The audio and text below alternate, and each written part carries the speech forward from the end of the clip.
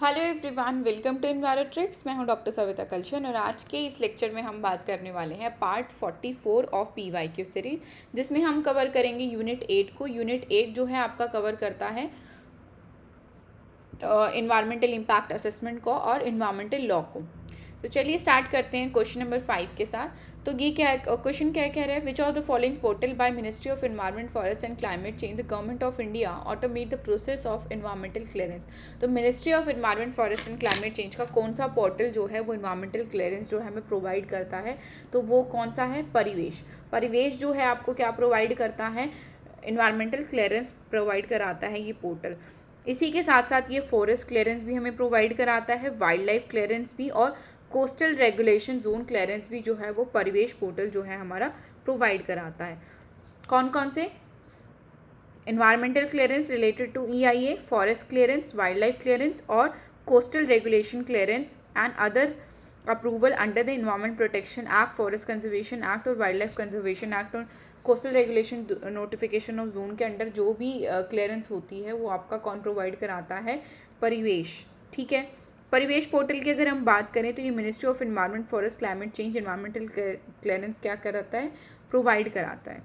Clear है, तो importantly हमेशा याद रखना, परिवेश पोर्टल जो है वो ministry of environment forest and climate change के तहत आता है और ये क्या प्रोवाइड कराता है, environmental clearance, forest clearance, wild life clearance और कोस्टल रेगुलेशन जोन्स क्लियरेंस जो है वो प्रोवाइड कराता है। नेक्स्ट हम बात करते हैं क्वेश्चन नंबर 6 की, the formalise systematic and comprehensive process of environmental impact of policy program plan। Policy program plan जो है इसके कीवर्ड है, it is the alternative as well as using the finding public accountable decision making refer to. तो policy program plan जो है वो कौन बनाता है, कौन जो है इससे रिलेटेड है। तो सबसे पहले अगर हम बात करें तो इन्वायरमेंटल इम्पैक्ट असेसमेंट में हम क्या करते हैं, EIA में हम क्या करते हैं, कोई प्रोजेक्ट बनाएंगे। ठीक है, EIA में प्रोजेक्ट क्या करता है, EIA क्या करता है, किसी प्रोजेक्ट को क्या करता है, क्लियरेंस देता है। लेकिन SEEC की अगर हम बात करें, स्ट्रैटेजिक इन्वायरमेंटल असेसमेंट क्या करता है, पॉलिसी प्लान को सस्टेनेबली इम्प्लीमेंट करता है, पॉलिसी और प्लान को सस्टेनेबली इम्प्लीमेंट करता है।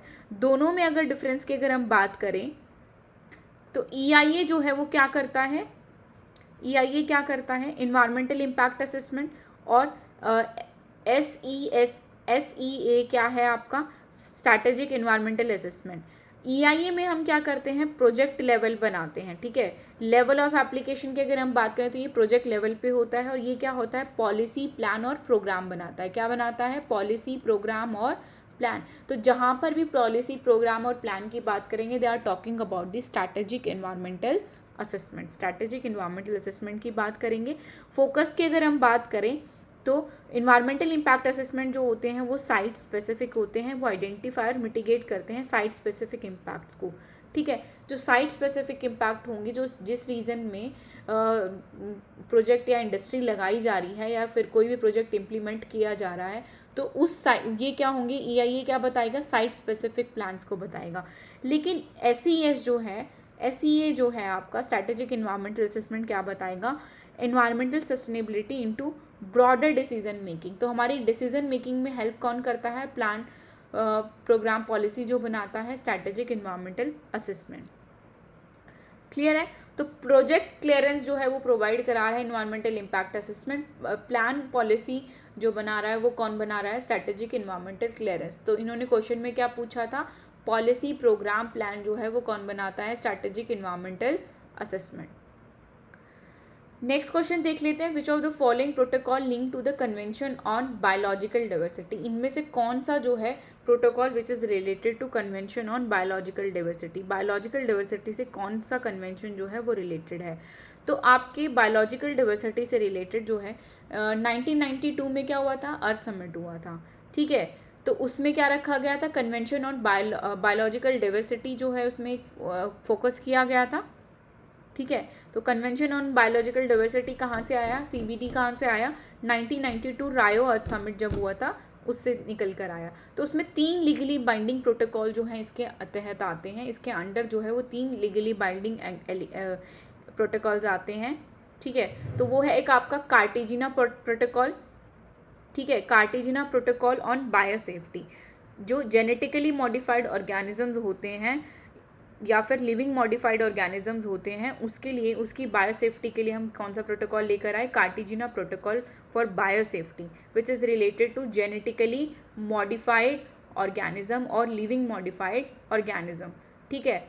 ये किसका प्रोटोकॉल है, इट इज़ दी, ये 3 प्रोटोकॉल आए थे कन्वेंशन ऑन बायोलॉजिकल डाइवर्सिटी के तहत, कार्टेजिना प्रोटोकॉल। देन आया था आपका Nagoya protocol which is related to access and benefit sharing, ठीक है। एक्सेस एंड बेनिफिट शेयरिंग के लिए कौन सा प्रोटोकॉल आया, नगोया प्रोटोकॉल। कार्टेजिना प्रोटोकॉल जो है आपका 2002 में आया था और फोर्स में इसको कब लाया गया, 2003 में। कार्टेजिना प्रोटोकॉल कब आया था, 2002 में आया था, फोर्स में कब लाया गया, 2003 में।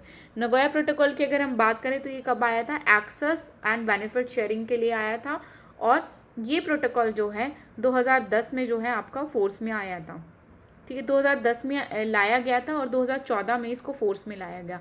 2014 में जो है ये कब आया, फोर्स में आया, और इसको लाया कब गया था, 2010 में।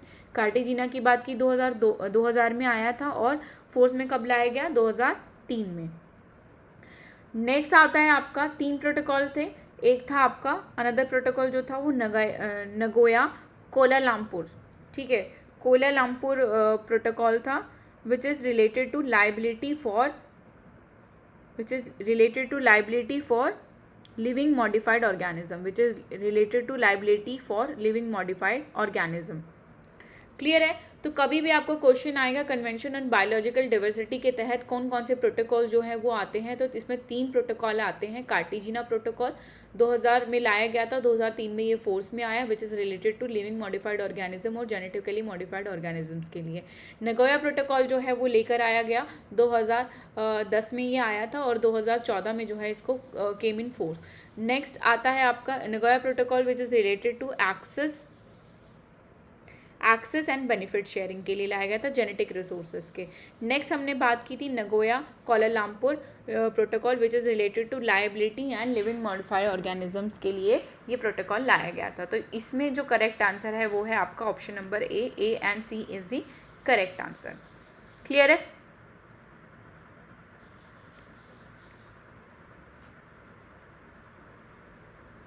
नेक्स्ट बात कर लेते हैं क्वेश्चन नंबर 8 की। Which of the following article constitution in India is refer to the protection and improvement of environment and safeguard to forest and wildlife. Related to safeguard and protection of wildlife के लिए कौन सा article जो है वो constitution of India में जो है हमारे प्रेजेंट है, तो वो कौन सा है आपका आर्टिकल 48A, ठीक है। आर्टिकल 48A जो है वो किसके लिए लाया गया, it is refer to the protection and improvement of environment and safeguard forest and wildlife, ठीक है, क्लियर है। Safeguard of forest and wildlife के लिए लाया गया था। नेक्स्ट क्वेश्चन नंबर 9 क्या कह रहा है, स्टेटमेंट बोल रहा है strategic environmental assessment, SEA, strategic environmental assessment किसके लिए होता है, प्लान, पॉलिसी और प्रोग्राम के लिए, which help to build a desirable future, it is not attempt to know the future, ठीक है। डिज़ायरेबल फ्यूचर को बनाने के लिए जो है स्ट्रैटेजिक एनवायरमेंटल असेसमेंट जो है वो लाया जाता है। एनवायरमेंटल इम्पैक्ट असेसमेंट की अगर हम बात करें तो क्या कह रहा है,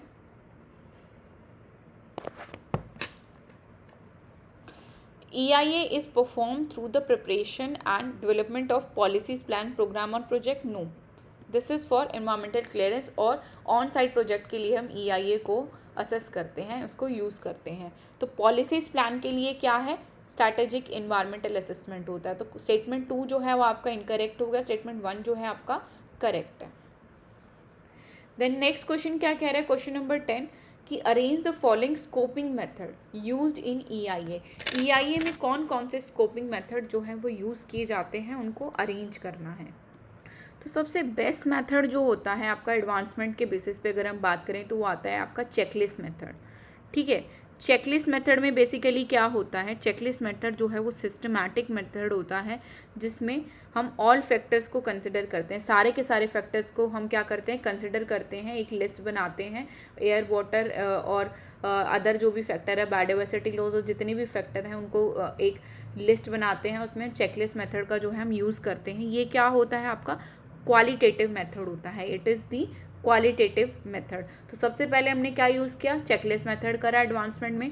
चेकलिस्ट मेथड के बाद आता है आपका मैट्रिक्स, ठीक है, क्या आता है, मैट्रिक्स, जिसमें आपका लियोपार्ड मैट्रिक्स जो है वो एग्जाम्पल है। तो मैट्रिक्स मेथड में हम क्या करते हैं, ये टाइम कंज्यूमिंग होता है और सब्जेक्ट सॉर्टिंग मेथड होता है जिसमें हम इनडायरेक्ट इम्पैक्ट को चेक करते हैं, ठीक है। डायरेक्ट इम्पैक्ट को अगर हमें चेकआउट करना है तो हम क्या यूज़ करेंगे, मैट्रिक्स मेथड का यूज़ करेंगे कि क्या उसके कॉजेज़ हैं, क्या उसके इफ़ेक्ट हैं, उसमें अगर हमें रिलेशनशिप फाइंड आउट करना है तो क्या करना है, हमें चेकलिस्ट मेथड का मैट्रिक्स मेथड का यूज़ करना है, ठीक है। तो किसके लिए यूज़ कर रहे हैं matrix method, to identify the direct cause effect relationship, direct cause and effect relationship, ठीक है। नेक्स्ट हम बात करेंगे चेकलिस्ट के बाद एडवांसमेंट, चेकलिस्ट के बाद मैट्रिक्स आया, मैट्रिक्स के बाद क्या होगा आपका नेटवर्क। नेटवर्क में हम क्या करते हैं, ये कॉम्प्लेक्स प्रोजेक्ट मेथड होता है, इसमें मल्टीपल इंटरैक्शन जो है हमें देखने को मिलते हैं। तो ये क्या होता है, क्वांटिटेटिव मेथड होता है जिसमें मल्टीपल इंटरैक्शन जो है हमें देखने को मिलते हैं और मल्टीपल इश्यूज जो है हम इसमें सॉल्व आउट करते हैं। देन नेटवर्क मेथड के बाद आता है आपका ओवरलेज मेथड। ओवरलेज मेथड में हम जो है जीआईएस मैपिंग का यूज़ करते हैं और एनालॉगस मेथड जो है, एनालॉगस मेथड में हम क्या करते हैं, detailing of EIA first primary step होता है। तो सबसे पहले और सबसे बेस्ट मेथड कौन सा हुआ आपका, चेकलिस्ट मेथड, चेकलिस्ट के बाद मैट्रिक्स, मैट्रिक्स के बाद आपका नेटवर्क, नेटवर्क के बाद ओवरलेज एंड एनालॉगस, ठीक है। It is the order of advancement. तो करेक्ट आंसर क्या होगा आपका, ऑप्शन नंबर बी। आज के लिए इतना ही। अगर वीडियो पसंद आए तो प्लीज़ लाइक शेयर सब्सक्राइब ज़रूर करें, मेरे चैनल को फॉलो करें। Thank you so much.